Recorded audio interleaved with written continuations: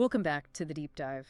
Today we're turning inward. We're going to explore the internal architecture of the psyche. We are. And really, we're trying to unpack this, Yeah. well, this paradox, right? Why the mind so often chooses stability, this idea of psychological coherence, over confronting what might be a really painful absolute truth. It's a deep dive into the nature of internal conflict. We're looking at that fundamental discomfort, the one that arises when something you've buried, something you've actively tried to unknow, Yeah. starts pushing up against your conscious present life. And it's not just about a bad memory, is it? It feels much more visceral. It starts with what you might call a first tremor, that silent feeling that something is waiting for you, that something needs attention, even while your rational mind is just, turning away, trying to keep everything the same. That tremor is the signal. Yeah. It's the psyche saying that the whole structure of yourself is under strain. Before you can think it, you feel it. It's a disturbance. And there's a specific term for this deep unease. There is. It's a state of being deeply unsettled in your own skin. The term is unbehagen.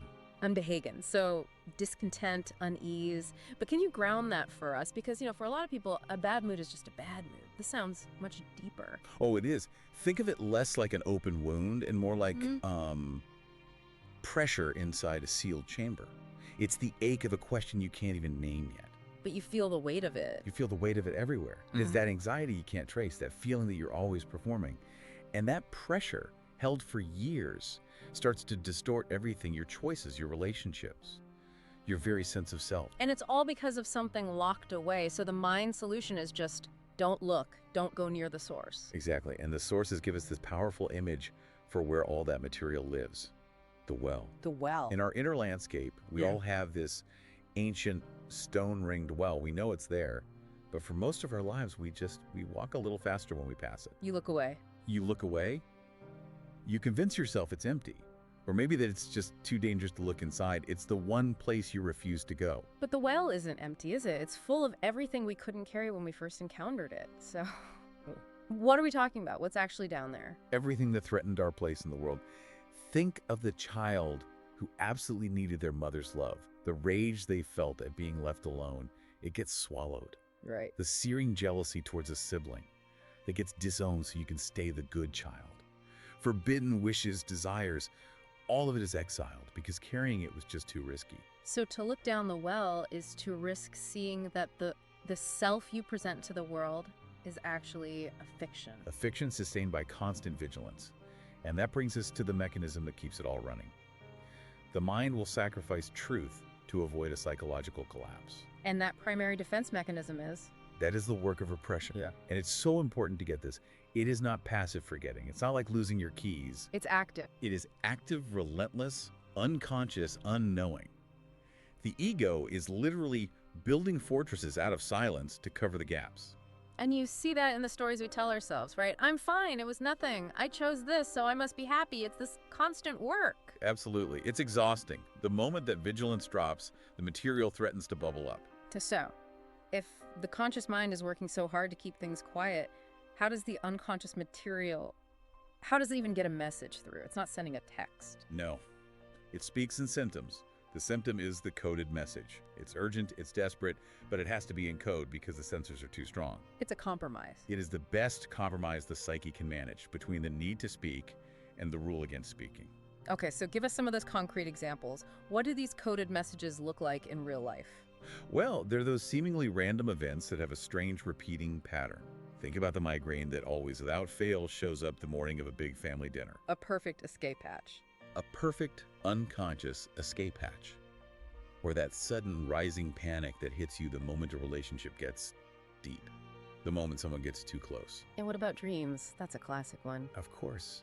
The dream where you're running, you have to escape, but your legs are like lead, or the floor turns to water. These aren't malfunctions, they are signs. They're telling you your suffering has a logic, a history. It has a language, Yeah. and you're being asked to learn it. Exactly. So if you accept that, if you start to think these symptoms aren't just chaos, that's when you start walking towards the well. And that's when the system that's been running for decades throws up its biggest defense. Yeah. That's when you encounter resistance. And resistance isn't a flaw, is it? It's not laziness. Not at all. Yeah. It's so often misunderstood. Resistance is the psyche's most loyal guard. It's that voice whispering, don't go any further. You will not survive what you find down there. It's loyalty to the child self. The defenses that saved you then are the same ones holding you back now. Precisely. Resistance is this constant unconscious work. It's patrolling that border, intercepting any idea or feeling that conflicts with the rules you learn to survive, especially anything to do with desire. And this shows up as these really complex strategies we use every day, probably without even noticing. These are the classic defense mechanisms. Yes, contracts we made with ourselves to stay safe. Okay, let's look at a few. First one, rationalization. How does that work? Rationalization turns a messy internal truth into a clean external excuse. So you're furious at someone, but you can't admit that because, good people don't get angry. Right. So instead it becomes, I'm not angry, I'm just tired. You swap the truth for a justifiable reason. And the anger stays in the well. Okay, what about projection? Projection is a beautiful trick. You take your own disowned feelings and you put them onto someone else. If you can't face your own untrustworthy feelings, suddenly the world is full of people you can't trust. So the problem is externalized. It's them, not me. It's them, not you, and your own self-image stays pure. And the third one, which feels even more complex, is reaction formation. This is where you mask the unwanted feeling by aggressively performing its opposite. It's the overly sweet person who's actually hiding a deep resentment. Or the rigid moralist obsessed with sin. Who is often hiding a very powerful, forbidden desire of their own. For a while, these defenses work. They keep the peace. But they don't work forever. The unconscious, as the sources say, is relentless. It keeps knocking. That's the return of the repressed. It doesn't come back as the original memory, but in distortion. A slip of the tongue that reveals a hidden hostility, a confusing pattern of attraction. Or repeating the same self-sabotaging relationship over and over. It's your disowned self asking to be let back in. And this is where it gets really painful, because we think knowing the truth will set us free, but actually facing this stuff, it shatters who you think you are. It shatters your identification. Yeah. If you spent 30 years being the competent one, the one who never needs help, and suddenly you're faced with this deep vulnerability, it's vertigo. Who am I if not this persona? And that terror connects all the way back. Back to the child who had to repress so much just to survive, to get love from parents who weren't perfect. The symptom isn't a mistake, it's a compromise formation. The price that was paid for that original piece. The exact price. Let's talk about the energy that fuels all of this libido. People hear that and they just think sex, but it's broader than that, isn't it? Oh, much broader. It's crucial to clarify. Libido here is the fundamental psychic energy. It's the life force that attaches us to people, to goals, to ideas. And when that energy gets blocked by repression, by shame or loss, what happens to it? It has to go somewhere. It fuels those repetitive patterns. It's why a woman who craves connection keeps unconsciously choosing unavailable men. Or a man who keeps provoking rejection. Exactly. They aren't conscious choices. They're unconscious loyalties to an old, unresolved conflict. The energy gets stuck repeating the wound. So the real fear isn't even the pain of the symptom. You're already living with that. The terror is the realization. What realization? The terror is that your suffering isn't random chaos, that it has a profound meaning.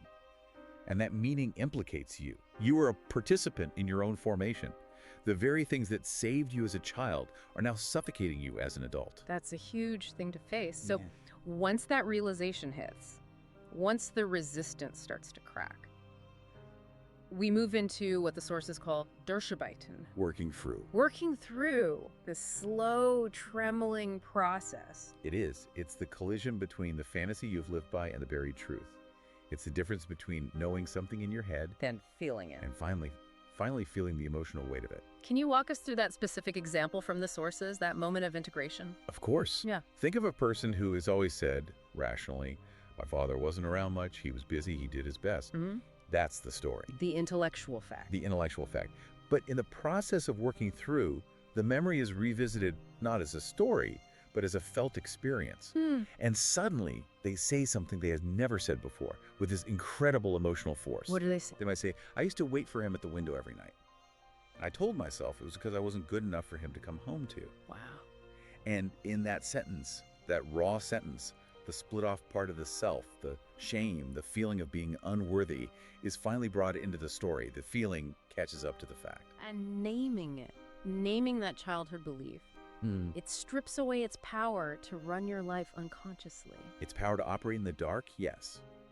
The symptom doesn't just vanish, but its meaning is transformed. It goes from a mystery to a message. And your relationship with yourself fundamentally changes. And that's the goal. It's not about being fixed or healed in some simple way. It's about achieving a kind of tragic liberation. Tragic liberation. The courage to bear the full complexity of your own humanity, to hold your capacity for love and your capacity for rage, both. The real cost of repression is that it slowly erodes your ability to be fully present, to live freely. So in the end, the symptom was never the enemy, it was an ally. Your only way to speak when you weren't allowed to. Your anxiety was just vigilance. Your depression, the weight of grief you couldn't name. The goal isn't to erase any of it, it's to witness it. So you're not becoming someone new, you're just reclaiming the parts of yourself you had to leave behind. The fragmented, contradictory, disowned parts, exactly. So we've traveled from that first tremor of Unbehagen, past the well, through the exhaustion of resistance, and arrived at this difficult work of integration, this Durchstarbeiten. And here's the final thought to take with you. The work doesn't end, it just deepens. The real invitation is to live not in defiance of your unconscious, but in dialogue with it. Let your symptoms become questions. Let your resistance become a compass that points to what still needs to be seen. You are not healed, you are becoming. And in that process, you might not find wholeness, but a more intimate relationship with your own question. And maybe that intimacy is enough.